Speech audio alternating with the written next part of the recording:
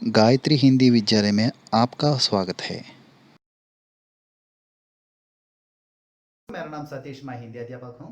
आज मैं 10वीं कक्षा के पहला पाठ बरसते बादल कविता के संबंधित व्याकरणांश पढ़ाना चाहता हूँ। पाठ के संबंधित मैं कुछ प्रश्न पूछना चाहता हूँ। मिलना शब्द का विलोम शब्द क्या है? मिलना शब्द का विलोम शब्द अलग होना। दादुर क्या करते हैं? दादुर टर्राते हैं। बच्चों, किताब खोलकर सभी व्याकरणांश लिखते हुए सीखिए। अगर कोई शंका होते तो गूगल क्लासरूम में पोस्ट कीजिए।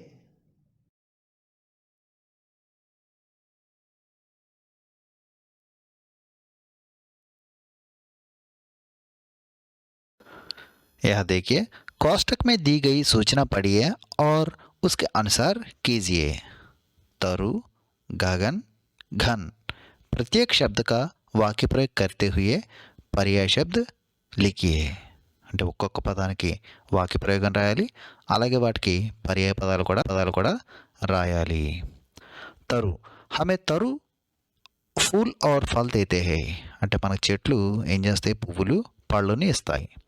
गगन, हवाई जहाज गगन में उड़ रहा है అంటే ఆకాశంలో ఏరోప్లేన్స్ తిరుగుతూ ఎగురుతూ ఉంటాయి। घन, ఆసమాన్ మే కాలే ఘన్ ఛాయే జాతే హై అంటే ఆకాశంలో నల్లని మేఘాలు వ్యాపించి ఉంటాయి లేదా స్ప్రెడ్ అయి ఉంటాయి। यह पर्याय शब्द देखिए। तरु, पेड़, पादप, वृक्ष। गगन, आकाश, आसमान, नभ। घन, बादल, मेघ। यह देखिए, सावन, सपना, सूरज। एक एक शब्द का तत्सम रूप लिखिए। सावन शब्द का तत्सम रूप श्रावण। सपना शब्द का तत्सम रूप स्वप्न। सूरज शब्द का तत्सम रूप सूर्य। यह देखिए, गण, वारी, चंद्र। एक एक शब्द का तद्भव रूप लिखिए అంటే ఒక్కొక్క పదానికి తద్భవ రూపాలు రాయాలి। గన్ शब्द का तद्भव रूप गन। वारी शब्द का तद्भव रूप बारी। चंद्र शब्द का तद्भव रूप चांद। यह देखिए, चमचम, तृण तृण, फिर पुनरुक्ति शब्दों से वाक्य प्रयोग कीजिए। ఇక్కడ రిపీటెడ్ వర్డ్స్ కొన్ని ఇచ్చారు, వాటికి వాక్య ప్రయోగం అంటే ఓన్ సెంటెన్సెస్ మనం రాయాలి। చంచం, బిజిలీ చంచం చమక్ రహీ హై అంటే వర్షాకాలంలో బిజిలీ అంటే ఏంటని చెప్పాము? మెరుపులు। చంచం అంటే కాంతి అంటే మెరుస్తూ ఉంటాయి। తృణ్ తృణ్ పులకిత్ హో రహా హై। తృణ్ అంటే చిన్న గడ్డి అనుకున్నాం కదా, అంటే వర్షాలు పడేటప్పుడు ఆ పులకరించిపోయి భూమిలో చిన్న చిన్న గడ్డి మొలుస్తూ ఉంటుందని చెప్తున్నాం। ఫిర్ సావన్ ఫిర్ ఆతా తో కితనా అచ్చా హోగా అంటే ఆ శ్రావణ మాసం మళ్ళీ వస్తూ ఉంటే ఎంత బాగుంటుందో। देखिए, धाराओं पर धाराएं जरती धरती पर अंतर स्पष्ट कीजिए అంటే ఇక్కడ ధారావం ధారాయే రెండు పదాలు వాడారు। అంతర్ స్పష్ట కీజియే రెండిటి కూడా డిఫరెన్స్ ఏంటి? यह पंत जी ने धारा शब्द को 2 बार ప్రయోగ కియా హై అంటే ఇక్కడ సుమిత్రానందన్ పంత్ గారు ధారా అనేటువంటి పదాన్ని 2 సార్లు వాడడం జరిగింది। यह संज्ञा शब्द है అంటే ఇది నౌన్। इसका बहुवचन रूप धाराए అంటే धारा సింగులర్ బహువచనంలో వచ్చేసరికి ఏమవుతుంది?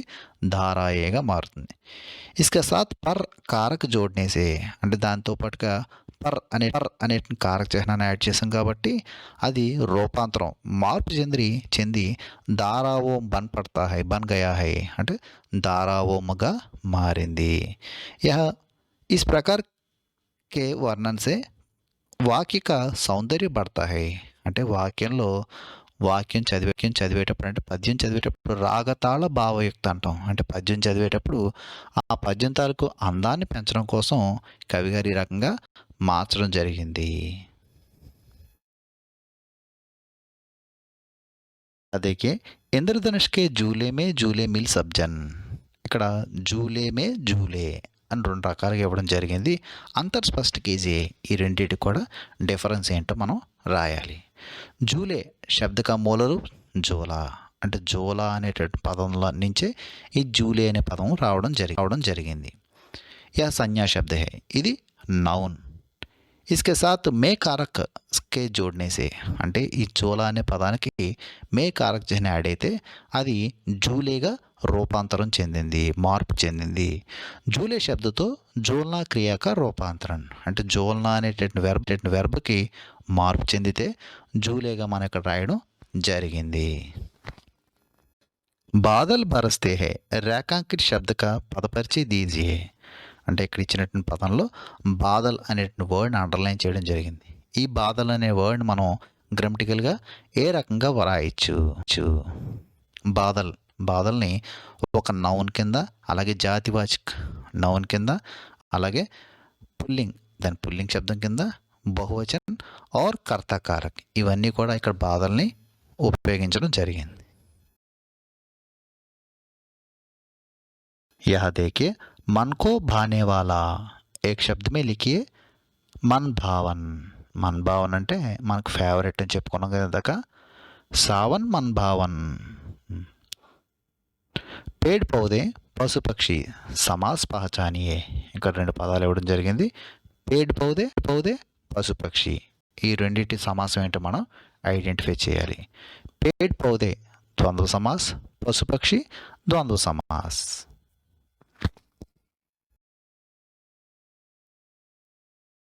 రేఖాంకిత శబ్దం पर ध्यान दीजिए और इस तरह कुछ वाक्य बनाइए. ఇక్కడ ఇచ్చిన వాక్యాల్లో అండర్లైన్ చేసిన వర్డ్స్ చూడాలి, అలాగే అలాంటి వాక్యాలు కొన్ని మనం రాయాలి. పహలా వాలా देखिए బరస్తే బాదల్ అచ్చే లగ్తే హే. ఇక్కడ బరస్తే అన్న వర్డ్ని అండర్లైన్ చేశారు. బరస్తే బాదల్ అచ్చే లగ్తే హే అంటే ఇలాంటి వాక్యం మనం రాసుకుంటే ఏం రాయాలి ఇక్కడ? ఖేల్తే కూదితే బచ్చే తందురుస్తీ రహతే హే, అంటే ఆడుతూ పాడుతున్న పిల్లలు హెల్దీగా ఉంటారు. దూసరా వాలా జర్తీ దారాయే సుందర్ లగ్తీ హే, అంటే ధారలుగా కురుస్తున్నప్పుడు భూమి చాలా అందంగా కనబడుతుంది అనుకున్నాం. బహతే పానీ మే గందగి నహీ రహతీ హే, ప్రవహించే నదిలో గందగి మురికి ఎప్పుడు ఉండదు. తీసరా వాలా గిర్తీ బూందే చంచం కర్తీ హే, అంటే వర్షపు చినుకులు కురిసేటప్పుడు చంచం అని కురుస్తూ ఉంటాయి అనుకున్నాం కదా. అంటే ఆ వర్షపు పడేటప్పుడు శబ్దాలు, ఏదైతే కొమ్మల మీద చెట్ల మీద పడేటువంటి శబ్దం. చంచం గిర్తీ బూందే చంచం కర్తీ హై. ఆ రకంగా మనం సెంటెన్స్ తయారు చేస్తే ఉడితీ పంచి వర్షమే భీగ్ గయి హై, అంటే ఎగురుతున్నటువంటి పక్షి వర్షంలో తడిసిపోతూ ఉంటుంది. वाक्य देखिए बहता पानी शुद्ध होता है, रोती बच्ची माँ की गोद पहुंची. पांचवा देखिए बढ़ता हुआ पौधा, खिलते हुए फूल, फैलती हुई सुगंध आदि अच्छे लगते हैं. అంటే ఎదుగుతున్నటువంటి చెట్లు కానీ, ఖిల్తే హుయే ఫూల్ వికసించేటువంటి పువ్వులు కానీ, ఫైల్తీ హుయి సుగంధ్ అంటే స్ప్రెడ్ అవుతున్నటువంటి సుగంధం కానీ అంతా కూడా చాలా బాగుంటుంది అన్నాం. ఇక్కడ దీనికి సిమిలర్గా వర్డ్ సెంటెన్స్ ఏమి ఇచ్చాడు? హస్తే ఔర్ లిఖతే ఫూలో సే ఉద్యాన్ భరా హై, అంటే నవ్వుతూ వికసిస్తున్నటువంటి పువ్వులతోటి ఉద్యానవనం అంతా కూడా నిండిపోయి ఉన్నది. కవిత की पंक्तियों पर ध्यान दीजिए और अलंकार समझिए. కవితలో ఇచ్చినటువంటి లైన్స్ మీద దృష్టి పెట్టండి, వాటిలో ఉన్నటువంటి అలంకారాన్ని అర్థం చేసుకోవాలి. జమ్ జమ్ జమ్ జమ్ మేఘ బరస్తే హై సావన్ కే, చమ్ చమ్ చమ్ గిరती बूंदे तरुओं से चनके. अलंकार शब्द का अर्थ आभूषण, किसी बात को साधारण ढंग से ना कहकर चमत्कार व सौंदर्यपूर्ण ढंग से कहना ही अलंकार. అంటే ఏ విషయాన్నైనా సరే మామూలుగా నార్మల్గా సాధారణ ఢంగ్సే అంటే ఆర్డినరీగా ఎప్పుడు చెప్పే విధంగా కాకుండా చమత్కార్ వా సౌందర్య అంటే చమత్కరిస్తూ అందంగా చెప్పే విధానాన్నే అలంకారం అంటాం. इस कविता में अनुप्रास अलंकार का సుందర్ ప్రయోగ హువా అంటే ఈ కవితలో అనుప్రాస అలంకారాన్ని చాలా అద్భుతంగా వర్ణించడం జరిగింది. जब वाक्य में कोई अक्षर या शब्द बार बार प्रयोग होता है तो वह वाक्य का ధ్వనియాత్మక సౌందర్య बढ़ता है. అంటే ఇక్కడ వాక్యం చెప్పేటప్పుడు అక్షర్ యా శబ్ద్ అంటే ఒక అక్షరాన్ని కానీ ఒక శబ్దాన్ని కానీ బార్ బార్ ప్రయోగ్ అంటే మళ్ళీ మళ్ళీ ఉపయోగిస్తూ చెప్పాం. అంటే ఎందుకు అలా చెప్పడం జరిగింది? వాక్యక ధ్వనియాత్మక సౌందర్య బడ్ అంటే వాక్యంలో సౌండ్స్ అంటే రాగతాళ భావయుక్త అని ఇందాక అనుకున్నాం. అంటే ఆ ధ్వని తాలూకు ఆ సౌండ్ అలా పలుకుతూ ఉంటే ఆ శబ్దం తాలూకు అందం మరింత పెరగడం కోసం అలా బార్ మళ్ళీ మళ్ళీ ఉపయోగించడం జరిగింది. इस प्रकार काव्य का सौंदर्य अनुप्रास अलंकार कहता है. ఆ రకంగా కావ్యం తాలూకు అందాన్ని పెంచడమే అనుప్రాస అలంకారం అంటారు.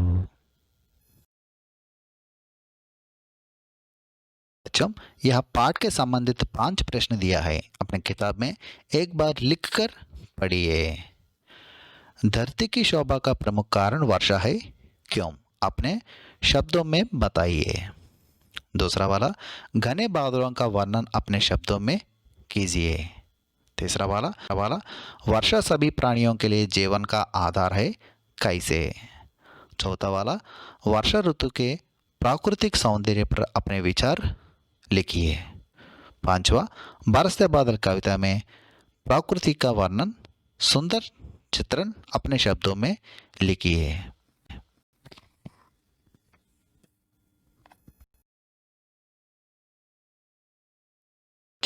यह कविता के संबंधित सभी पद्य गीत के रूप में देखिए. झम झम झम मेघ बरसते हैं सावन के, छम छम छम गिरती बूंदे तरुओं से छनके. झम झम झम झम मेघ बरसते हैं सावन के, छम छम छम बूंदे तरुओं से छनके. चम चम चम चम बिजली चमक रही रे उर मेघन के. चम चम बिजली चमक रही रे उर मेघन के. थम थम दिन के तम में सगते मन के. थम थम दिन के तम में सपने जगते मन के. झम झम झम झम मेघ बरसते हैं सावन के, छम छम छम गिरती बूंदे तरुओं के. दादुर टर टर करते झिल्ली बजती झंझन, म्याऊ म्याऊ रे मोर पियू पियू चातक के गण. उड़ते सोन बालक आर्द सुख से कर क्रंदन, घुमड़ घुमड़ गिर मेघ गगन में भरते गर्जन. घुमड़ घुमड़ गिर मेघ गगन में भरते गर्जन. झम झम झम झम मेघ बरसते हैं सावन के, छम गिरती बूंदे तरुओं से छनके. छम छम छम गिरती बूंदे तरुओं से छनके. रिम झिम क्या कुछ कहते बूंदों के स्वर, रोम सिहर उठते वे भीतर अंतर. रोम सिहर उठते छूते वे भीतर अंतर. धाराओं पर धाराएं झरती धरती पर, रज के कण कण में तृण तृण को वलिथर. रज के कण कण में तृण तृण को पुलकावलिथर. झम झम झम झम मेघ बरसते हैं सावन के, छम छम छम गिरती बूंदे तरुओं से छनके. पकड़वार की धार झूलता है मेरा मन, आओ रे सब मुझे घेर कर गाओ सावन. आओ रे सब मुझे घेर कर गाओ सावन। इनके झूले में झूले मिल सब जन, फिर आए जीवन में सावन मन भावन। फिर आए जीवन में सावन मन भावन। फिर आए जीवन। आज हम इस कक्षा में बरसते बादल कविता पाठ के संबंधित सभी व्याकरणांश सीख लिया है। आने वाले कक्षा में दूसरा पाठ ईदगाह सीखेंगे। यह दिए गए व्याकरणांश अपने किताब में एक बार लिखते हुए सीखिए।